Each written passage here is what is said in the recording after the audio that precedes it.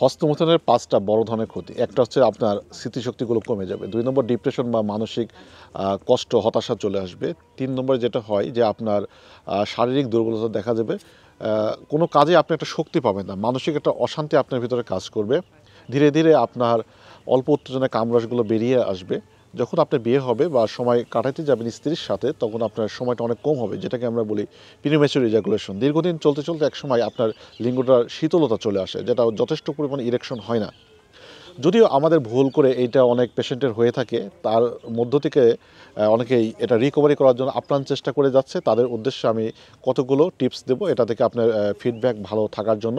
আপনি পুষ্টিকর যে খাদ্যগুলো আছে, বিশেষ করে টাটকা শাকসবজি, ফলমূল, যেমন স্ট্রবেরি, আপনি বিট, আপনার তরমুজ, বাদাম, বিশেষ করে কাঠবাদাম, কাজু বাদাম, পেস্তা বাদাম, এইগুলো যদি রেগুলার যদি খাওয়া যেতে পারে, কালো জিরা, খেজুর, তাহলে কিন্তু একটু একটু করে কিন্তু আপনার রিকভারিটা হয়ে যাবে। কিন্তু শর্ত হচ্ছে অবশ্যই মাস্টারবেশন, পর্নোগ্রাফি, এগুলোটা আপনাকে ছেড়ে দিতে হবে। আর ২ নম্বর পয়েন্টটা হচ্ছে নিয়মিত কেগেল এক্সারসাইজটা অবশ্যই, অবশ্যই করবেন। এই কেগেল এক্সারসাইজ করার নিয়মটা হচ্ছে সকালে ০.৫ ঘন্টা, রাতে ০.৫ ঘন্টা করে প্র্যাকটিস করবেন। তাহলে 100% আপনি ধরে নেন ৬ মাস করলে আপনার এটা একটা আগের অবস্থায় চলে আসবে। কিন্তু সমস্যা, যে সমস্ত রোগীরা এটা অ্যাডিক্টেড পর্যায়ে নিয়ে যায়, তাদেরই এটা প্রবলেম, তারা এটা ছাড়তে পারে না।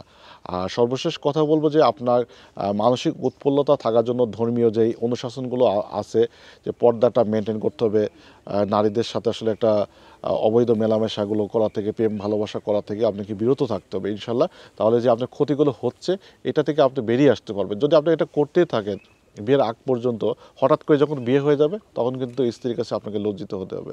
আজকের ভিডিওটা এখানে শেষ করছি। আল্লাহ হাফেজ।